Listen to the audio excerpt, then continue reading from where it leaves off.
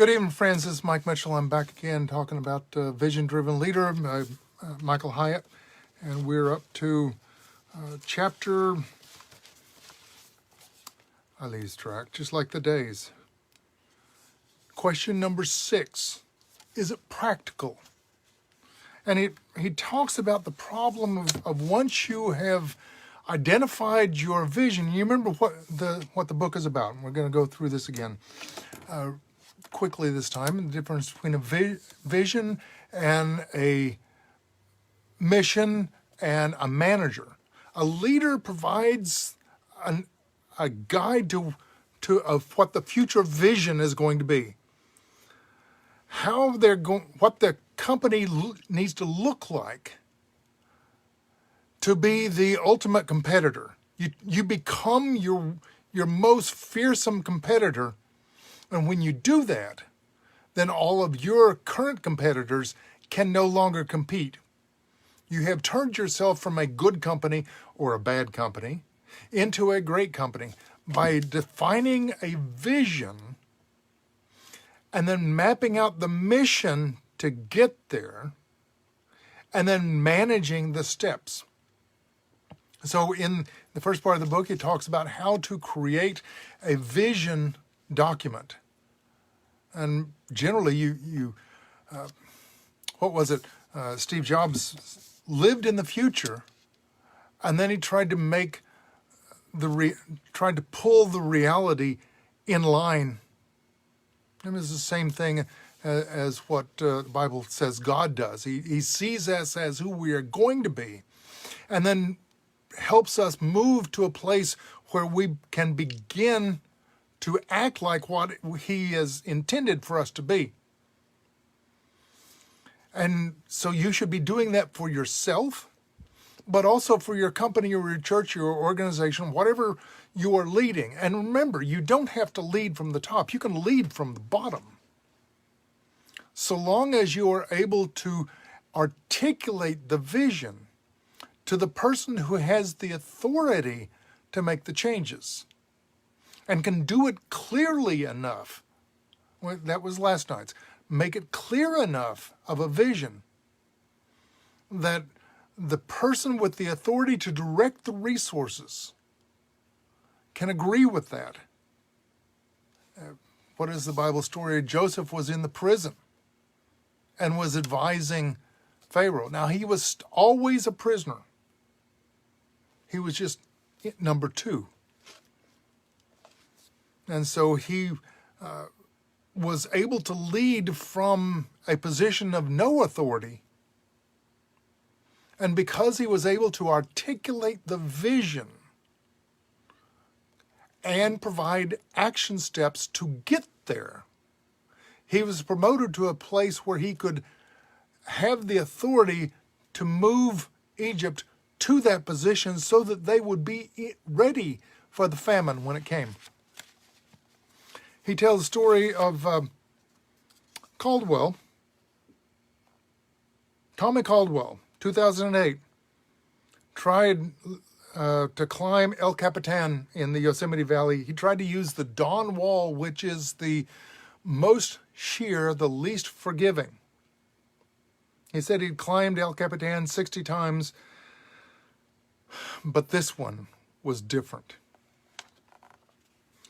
What he did was he started at the top and rappelled down and took notice of possible places where he could put his feet, where he could climb with his fingertips. He was going to be climbing with a safety rope, but just his fingertips and his toes. And so he would rappel down to understand the full face of the landscape, of the wall. And then from there, he was able to map out multiple probable pathways, because what he was looking for were rest stops, logical places, probable places where he could stop and catch his breath and relax his muscles before moving to the next rest stop. You do this the same when I work on projects. We use what's now called Microsoft Project, was built on top of the PERT system that the Navy developed. Military uses it, still uses it, although we have other tools that we tend to use the tool for. But the PERT's a programming, I forget what it stands for, but basically you set up a series of milestones and then you calculate the time it takes to get from one to the next, to the next, to the next, until you finally reach the end. And there are multiple steps to get there. And then you look at what is your most critical path. Which one is going to cost the most amount of money or take the most amount of time? And then you've got some flexibility on the rest of it.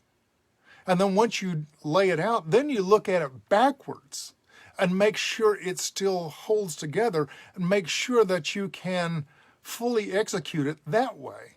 And sometimes working backwards, you can see opportunities to shorten the schedule or lower the cost that you wouldn't see looking forward. We do the same thing with the job search course that I do. We start at the end. The end is the job.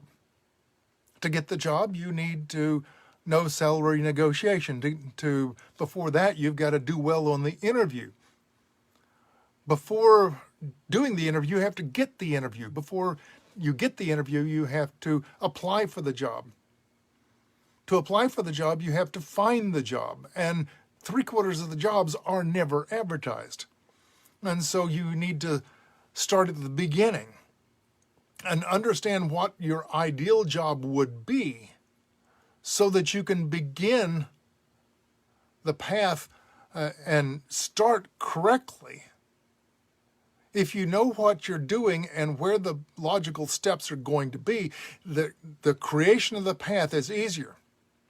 All that to say, when you create your vision statement and then you lay out the mission of how you're going to get there in 3 to 5 years, and maybe you've got a 20-year vision statement and a 3-year mission statement, and then you create your action plan. Now, there are multiple ways. He gives the example of baking a cake or having a cake for a party.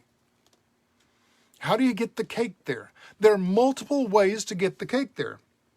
Strategy 1, you make it from scratch.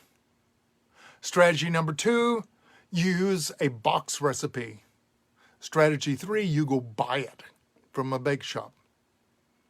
All 3 will get you a cake for the party. But depending on the skill level and the time and the money, depends on what your most likely path is going to be. So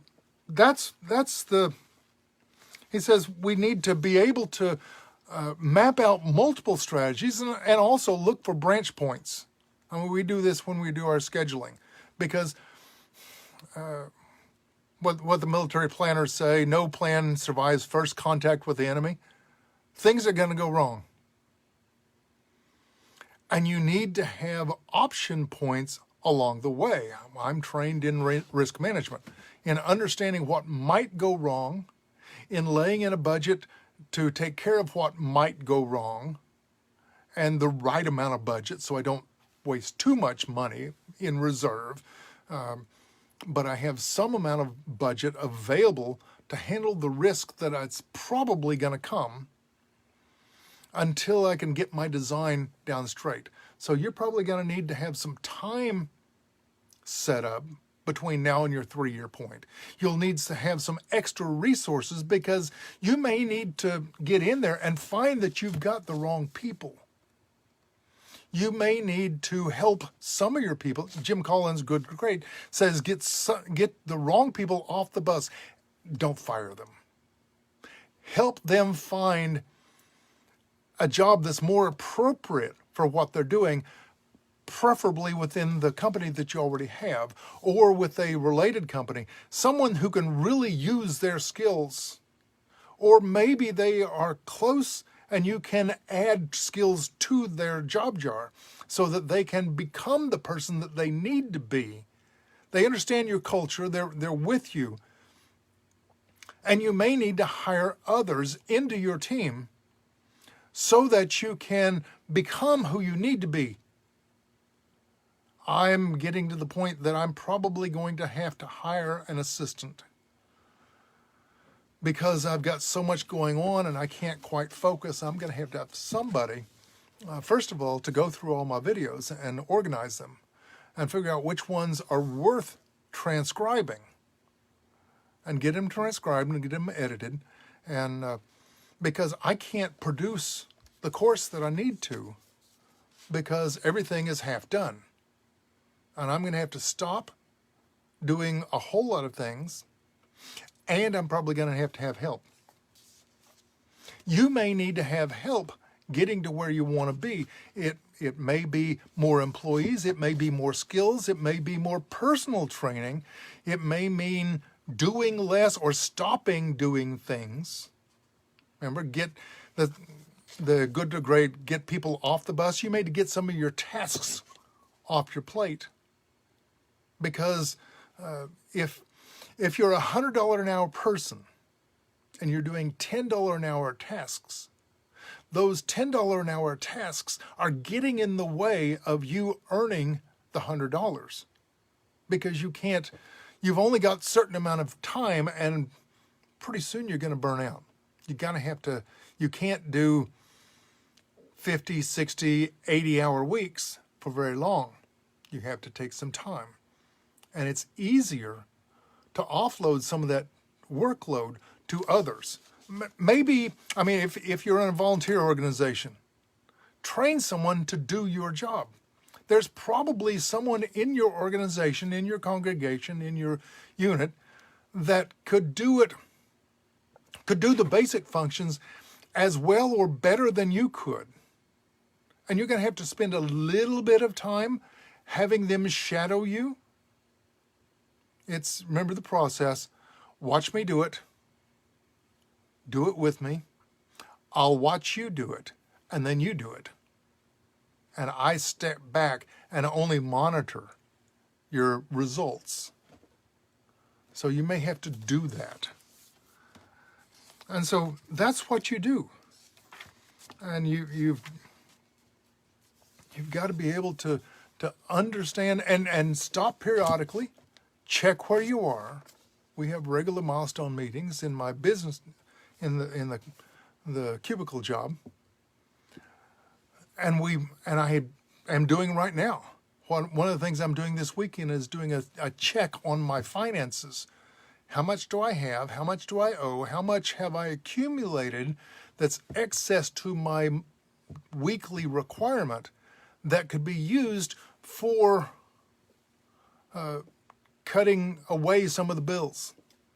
What are some of the things I'm spending money on that I'm not using that I could cut away, that I could get off of my bus and begin to use those resources differently to reach my goal faster?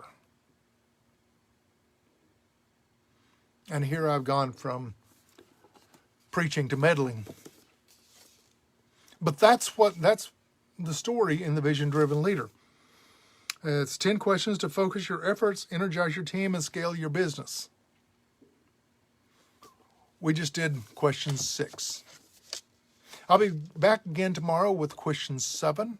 I'm working my way through it. I thank you for the opportunity to finally read this. It's been on my shelf for a month, and being forced to do a nightly live, which I've done every night since October,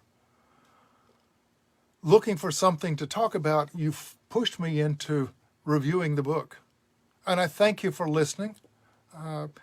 Again, I'll be back again tomorrow night with chapter 7. For tonight, I bid you peace and blessing. This is Mike Mitchell saying good night.